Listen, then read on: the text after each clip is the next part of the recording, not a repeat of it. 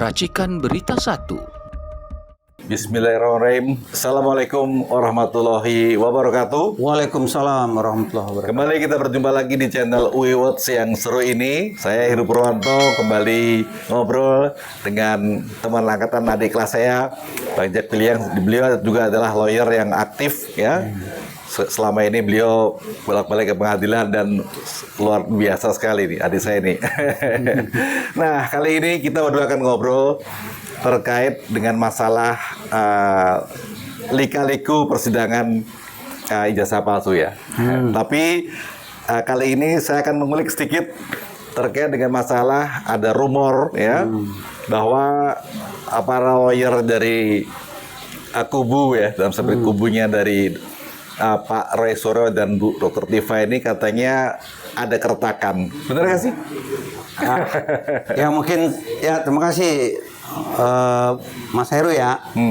Kalau apa yang mungkin Mas Heru sampaikan, pertanyakan itu sudah terbuka lah di publik ya, bahwa ya kayak memang mewakili ya dari salah satu katakanlah lawyernya yang disebut dengan tim Taka. Tim Taka yang di bawah koordinator kalau non litigasinya Bang Ahmad Kozinuddin dan kalau non yang litigasinya Bang Petrus ya. Jadi apa yang Bang Heru pertanyakan tadi memang sedikit ini masalah strategi. Sebenarnya masalah strategi. Dari tim kami, tim Taka, kalau dapat ini perkara ini cepat aja diproses ke persidangan. Toh kita sudah cukup lama, hampir setahun lebih menunggu gitu kan. Ayo kita adu-adu bukti di pembuktiannya nanti. Kalau walaupun istilahnya yang dituduhkan kepada klien kata Mas Roy atau Dr. Tifa itu masalah penghinaan dan fitnah gitu kan. Nah, tapi ada yang di sisi undang-undang ITE. Gitu. Jadi ketika pengalaman mengatakan bahwa kami sedikit berseberangan. Kalau dibilang berseberangan tidak juga. Jadi berseberangan. Ya, cuma penanganan saja gitu. Ketika ada tim, sebenarnya bukan Bang Refli aja. Ada tim yang namanya Tolham. Tolham itu kalau kami dulu sebagai tim kuasa itu semua bergabung. Tapi Tolham ini nama itu baru muncul. Tapi orang-orang yang ada di dalam Tolham itu ada di tim Taka. Pindah? Ya, ada di tim Taka. Ada tim Taka. Ada tim Taka seperti ada di tim Taka walaupun di grup nggak ada komentar kayak seperti Bang Didit. Ada Bang Yahya gitu. Yang lain saya nggak tahu gitu. Nah, itu ada di situ. Begitu udah dilimpahkan oleh kepolisian ke kejaksaan, timbullah wacana untuk melakukan proses pra peradilan. Ya kami terus terang, kalau saya secara pribadi setuju dengan pra peradilan, tapi dengan syarat tidak seperti yang sekarang ini sering katakan sampai 2 kali 3 kali. Kalau saya sangat mendukung pra peradilan tentang penangkapan, penggeledahan dan penahan. Saya setuju banget. Karena itu pun dilakukan pada saat undang-undang KUHP itu sudah berlaku. Jadi ya wajib juga. Jadi langsung dipraktekin. Apresiasi juga dengan yang diputuskan bahwa penangkapan, penggeledahan itu tidak sah.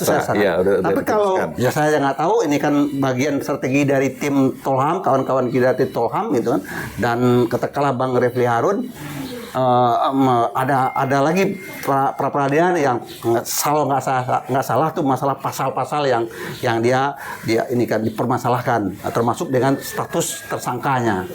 Ya kalau bicara pra peradilan itulah dari sisi kami kurang setuju dengan setelah itu. Kenapa? Kalau semua katanya didengar ada sampai 6 kali gitu, pra peradilan.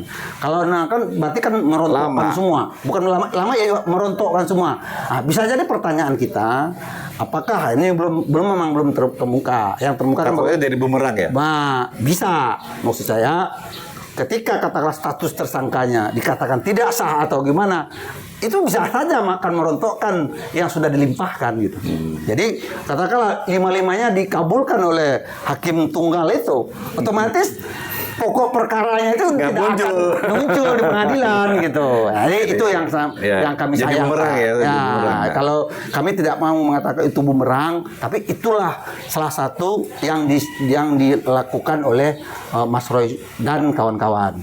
Asal Bang tahu juga Bang Ado, di tim Tolham itu sudah bergabung juga ada kawan-kawan kami ya seperti Adinda kita juga nih di Fakultas Hukum Bang. Namanya Pak Abdul Ghafur Sangaji. Itu sebelum dia bergabung ke kita ke Taka itu tiap malam berkonsultasi ngobrol karena kan masuknya juga ibaratnya di tengah lah Bang gitu. Ngobrol apalagi dengan kasus kemarin adanya restorasi justice oleh Bang Egi. Nah, itu Adinda Ghafur sering nih. Teman Adinda Ghafur ini lebih condong ke sana bahasanya gini pengen pra peradilanku dimunculkan terus gitu ya sudah itu udah pilihan dan yang saya tahu juga nih Bang kalau Bang Refli itu nggak pernah bergabung sama tim AK jadi Bang Refli ini sebenarnya saya pernah juga sedikit berdebat sama Bang Refli di awal Bang Refli-nya muncul gitu. Itu ketika kami mendampingin setelah para tersangka ini 3 tersangka ini menjadi tersangka dan diperiksa dan waktu itu Dr. Tifa sudah tidak menjadi kami lagi yang mendampingin kami hanya 2 Rismond dan Roy Suryo. Tifa didampingi oleh yang Bang Al-Katiri. Al-Katiri itu sebelumnya gabung juga sama kita. Satu tim. Nah, satu tim lah ibaratnya. Karena ada sesuatu hal Ibu Tifanya kurang serk, akhirnya memilihlah keluar dari tim Taka dan memilih dan itu pun saya masih ingat itu pada saat itu kita ada rapat di suatu kantor senior juga dan pembina kita juga ya Bang Yani Ahmad Yani itu Ibu Tifa itu pernah bicara. Ketua partai ya. Ya, Bu Tifa itu Dr. Tifa pernah bicara. Dia katanya, ini kalau nggak salah saya dengar, dia pengen mau mencari seseorang yang jago, bilang jago IT, sehingga dia berteleponan berkonsultasi lah sama Bang Refli Harun, begitu. Ditelepon katanya, siapa kira-kira orang yang bisa bantu? Disebutlah katanya Bang Refli itu Bang Al-Katiri. Akhirnya udah kami persilahkan saja dengan Bang Al-Katiri gitu kan. Nah, itu yang baru saya dengar kena keterlibatan selain dia keterlibat dalam podcast ya. Bang Refli kan memang konsen juga masalah ijazah palsu kan. Harus juga kita dengan ininya bagus lah gitu kan. Saya melihat seperti itu. Tapi ketika dia mulai masuk ke tim begini ya itu begitu katakanlah ternyata tidak waktu diperiksa tadi yang setelah jadi tersangka diperiksa ada isu bahwa Dr. Tifa akan ditahan. Nah, alasan itu. Kalau nggak salah Bang, waktu itu pemeriksaan pendampingan itu bukan Al-Katiri lagi masalahnya. No. Sudah waktu itu kalau nggak salah itu Dr. Taufik yang dari Solo. Oh, yang Solo ya. Nah, itulah yang waktu itu yang mendampingin Dr. Tifa. Dan kami masih tetap mendampingi Rismond sama Roy Suryo. Di situ terjadilah ini apa namanya itu pemeriksaan yang lancar apa segala gitu. Cuman saya melihat waktu itu Dr. Tifa yang agak gimana gitu, ketakutan lah ada kayak ditahan. Ini begitu disampaikan mau ditahan, ya Bang Refli ini saya lihat sendiri di Polda sibuk. Entah siapa yang teleponnya gini-gini bolak-balik. Dia waktu itu mau fokus ke Dr. Tifa.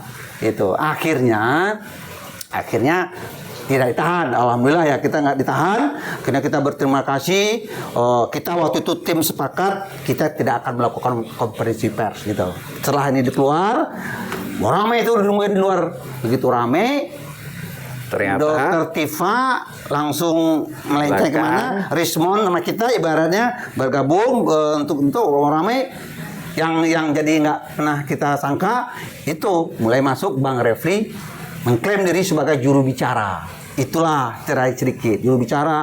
Waktu kalau nggak salah itu ada bersama Bang Faisal Assegaf juga waktu itu. Disitulah nggak entah gimana mereka sampai ribut juga gitu kan.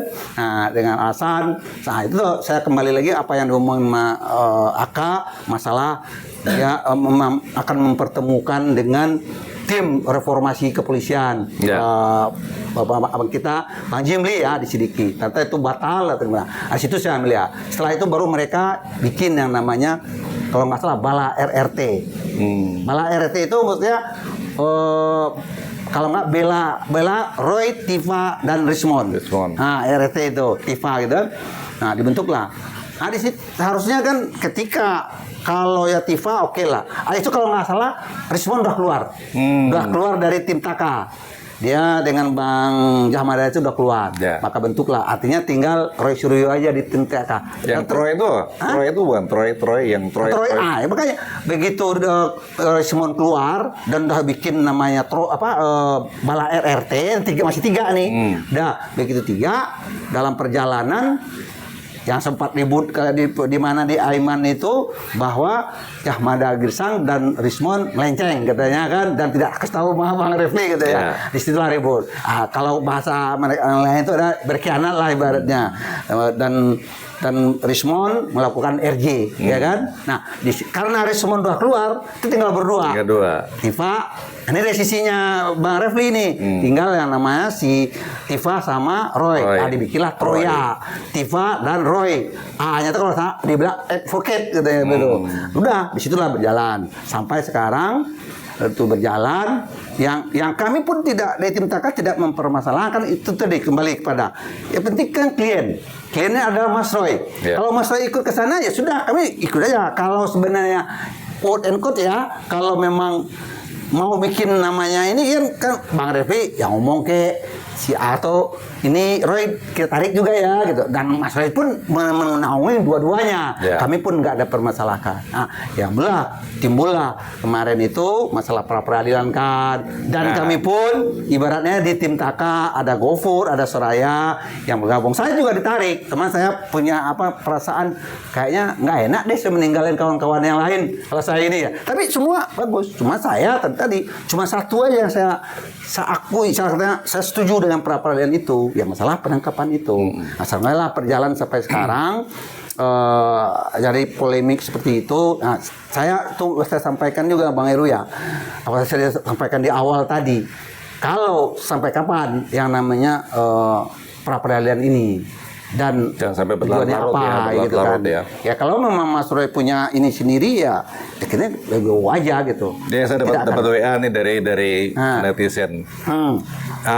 Kalau misalnya pra peradilan itu menang, apakah kasusnya berkasnya lanjut atau enggak? Otomatis tidak. Kalau yang menangnya mana dulu nih? Kalau kayak kemarin menang atau penangkapan dan penggeledahan tidak sah, itu terlanjur karena kan penangkapan saja, ya kan? Berkas tetap. Tapi kalau tersangkanya atau apa yang lain-lain yang disebut masalah penyidikan apa segala, itu bisa jadi.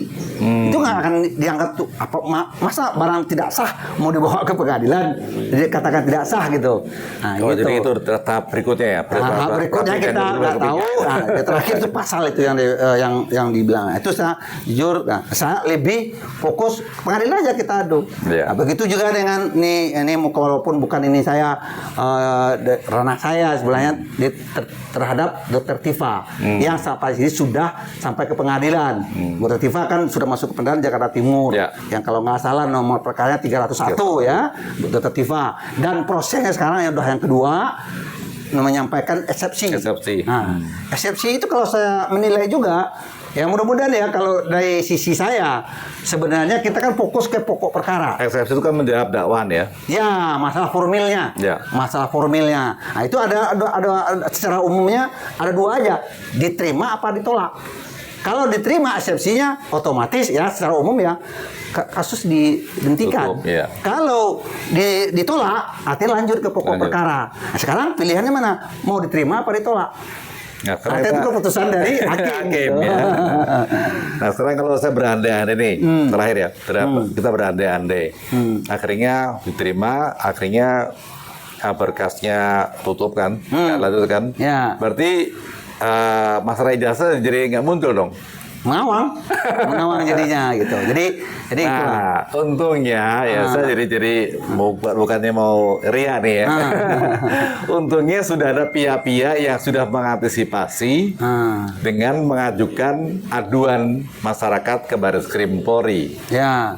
Antisipasi agar kita mengadu nih kepada Mabes Polri agar 3 tokoh yang diduga keras menjadi aktor intelektual pembuatan ijazah palsu di Pasar Pramuka itu agar diperiksa. Nah, jadi ini antisipasi kalau saya berkas itu nggak jalan, sidang nggak jadi, kita masih punya cadangan nih.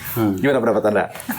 Ya, bagi kami ya bagus-bagus saja. Bagus ya. Kenapa? Jangankan seperti yang Bang Heru bilang tadi ada lagi 3. Ini ada 1 klaster lagi. Kasus klaster pertama yaitu Bang Rizal Fadilah, Bang Rustam Effendi dan Bu Kurnia Riryani.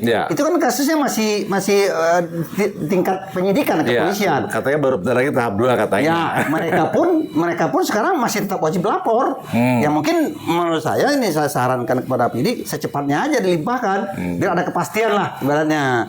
Ya kan itulah kita bisa bertarung lagi di situ. Ya, saya yakin juga dengan 3 orang ini pejuang lah ibaratnya. Saya yakin ini kalaupun sampai ke pengadilan kita akan bertarung di situ. Gitu.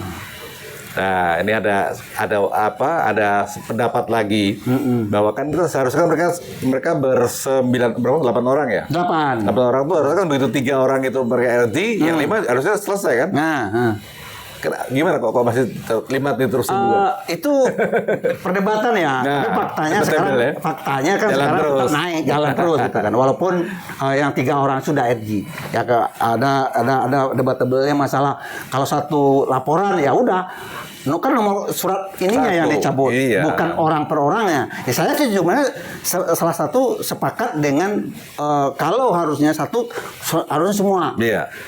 Ada sih saya pernah harus pisah-pisah. Itu bisa kalau kejahatan itu atau tindak pidana dalam pencurian dalam keluarga.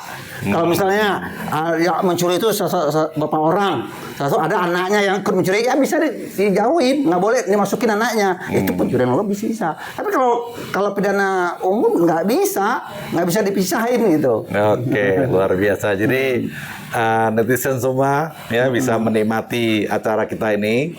Jadi mendapatkan sedikit tambahan ilmu ya, ilmu hukum terkait dengan masalah bagaimana penegakan hukum di negara kita yang sekarang sedang diperjuangkan oleh para pejuang tadi.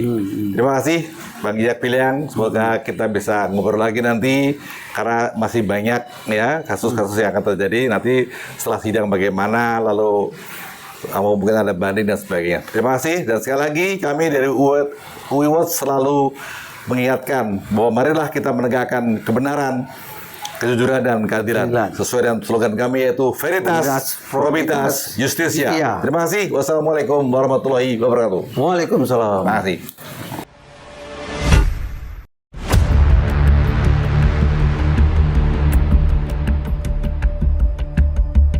Racikan Berita 1